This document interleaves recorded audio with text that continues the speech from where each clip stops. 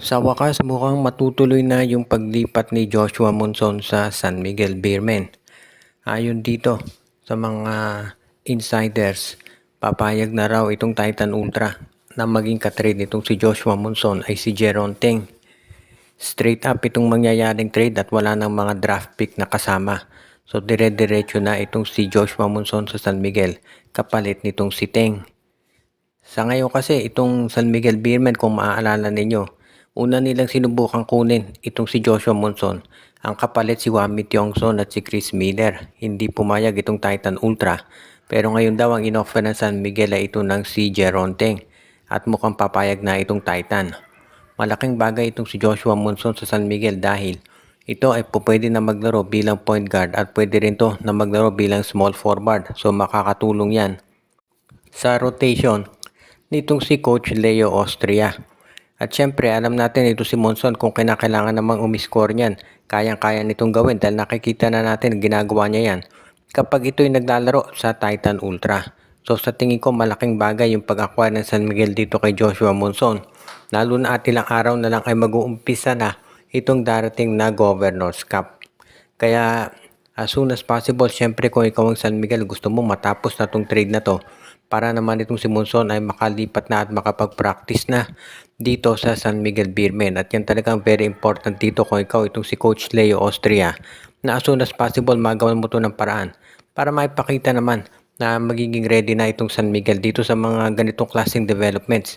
Syempre kung SMB gusto mo talaga na magkaroon ng isang complete lineup bago mag-umpisa itong Governor's Cup at magagawa mo yan kung nandyan na itong si Joshua Monson at hindi na kinakailangan pa na magkaroon ng additional trade sa kalagitnaan nitong darating pa na conference. Sinabi nitong si Blackwater coach at yung kanilang owner na meron daw 3 teams na interesado dito kay Cedric Barefield. Ito'y kinumpirma din ng agent ni Barefield.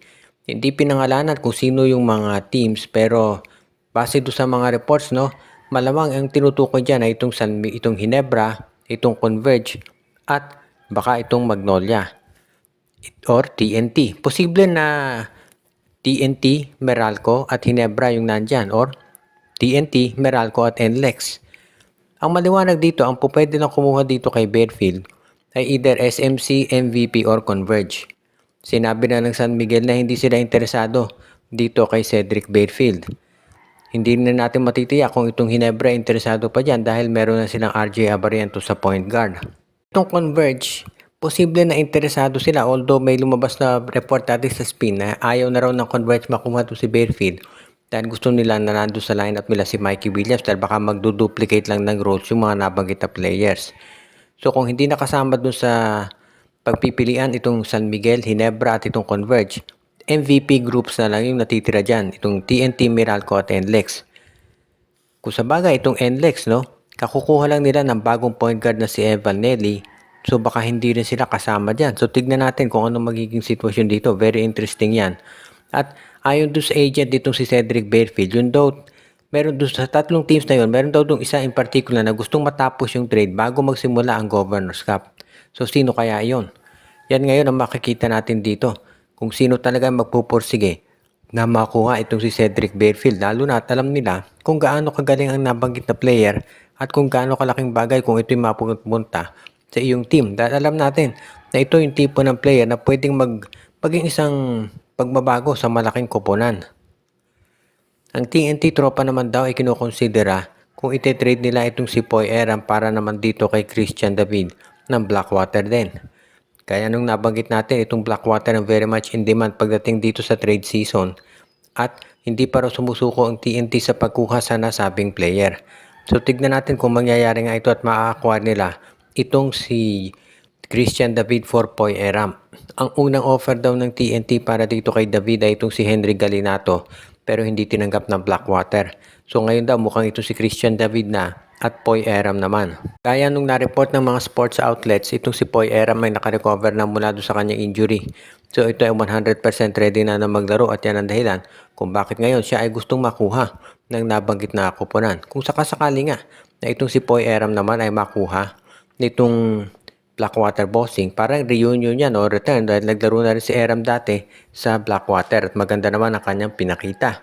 Ngayon, kung ikaw naman itong TNT, alam mo kung ba't mo gusto makuha si Christian David dahil isa yan sa mga pinakamahusay na mga players ngayon dito sa PBA at kahit na sabihin pa natin na medyo underperforming siya sa Blackwater, nakikita ng lahat yung potential nito kaya nga gusto talaga nila na ito'y masama na dito sa kanilang lineup. Ngayon, depende na lang yan kung papayag itong Blackwater dahil so far medyo nagre-resist itong Blackwater dito sa mga offers na nakukuha nila sa iba't ibang mga team. Kaya nga ito si Cedric Fairfield ng balita mukhang i-auto-renew yung contract. Unless of course, may matulog bigla na isang deal na mag-a-approve at mapapayag na agad itong Blackwater Bossing. So yan yung nakikita natin na posibleng mangyari dito kung sakasakali nga na matuloy ang nabanggit na trade. If ever na ito yung mangyari, sa tingin ko po pwede na yan. Dahil syempre kung ikaw naman itong Blackwater Bossing, magiging maganda rin yung oportunidad na i-trade mo ng mga nabanggit na players para makapag-start over ka. At sa TNT, syempre malaking bagay yung pagkuha dyan kay Fairfield. Ito namang si Coach Tim Cone ngayon ay of course alam natin, nagpe-prepare yan para doon sa susunod na laro ng Gilas Pilipinas. Pero itong Barangay Ginebra daw ay hindi rin tumitigil dito sa kanilang ginagawang pagprepara para sa mga susunod pa na mga games. At base doon sa mga report, mukhang ang gusto raw gawin nitong Barangay Ginebra ngayon ay kumuha ng isa pang big man para maisama doon sa lineup nila. At kabilang dito sa mga nakikita natin na po pwedeng makakuha ng Barangay Ginebra dyan ay itong si Raymond Almasan mula sa Meralco Bolts. Posible na itong si Almasan ay i-trade para dito kay Sonny Esteel. Mangyayari dyan so isang medyo sabihin pa natin baguhan pa sa PBA na si Esteel kapalit ang veterano na si Almasan. Sabagay, hindi naman ito nakapagtataka dahil itong si Raymond Almasan, isa naman yan dito sa mga veterano at syempre alam natin si Coach Tim Cone, preference niya talaga yung mga veterano para makatulong kaagad dito sa kanyang kupunan. Kaya hindi na ako magtataka kung talagang susubukan nilang makuha agad-agad itong si Raymond Almasan para maging maganda yung rotation ng Barangay Ginebra. Kung sa bagay ito namang si Almasan, alam natin very capable yan na magbigay ng tulong at mag-deliver para sa kahit saang team dito sa PBA. Kaya naman talagang isa dito sa mga inaabangan natin yung pagdating dito sa Almasan dito sa lineup nitong Barangay Ginebra. At kapag nandiyan na si Almasan, iyon, magiging isa yun sa mga centers na makakatulong sa kanilang rotation.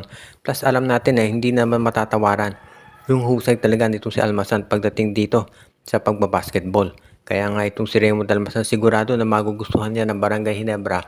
Lalo na kapag dito nakita nila yung defensive skills nito. Si Almasan ay kilala din bilang isa doon sa mga top defensive players dito sa PBA. Kaya makakatulong talaga yan dito sa Barangay Ginebra lalo na dito sa mga susunod pa na mga matitinding games na magaganap sa Governor's Cup. Shout out kay Ireneo Salangsang, kay Anthony Alon, Michael D, Romeo Conchada, Malyari Mascareñas, Katsakino Ducusin, Monde Guzman, RG Bueno, Joshua Giray, Espejo at Rosales family, kay Joseph Pineda, Jonel Alagon at sa iba pa nating mga regular na mga supporter.